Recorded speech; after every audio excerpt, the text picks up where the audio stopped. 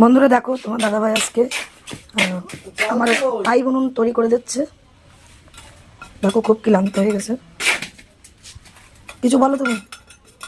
এই যে পাই উনুন তৈরি করছি, রান্না করতে খুব অসুবিধা হচ্ছে, কাঠগুলো নষ্ট হচ্ছে বর্ষার মধ্যে, তাই পাই উনুন তৈরি করছি। বাড়ির জন্য তৈরি করে দিচ্ছি। তাই তোমার পরবর্তী উনুনটা তৈরি হয়ে গেলে তোমাদের দেখানো হবে। দেখো ইট ইট গেতে তৈরি করে দিচ্ছে।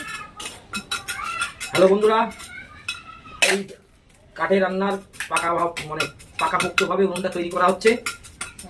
যদিও আগে কখনো আমি করিনি, এই প্রথম করছি, জানি না কেমন হবে, চেষ্টা করছি ভালো করার জন্য।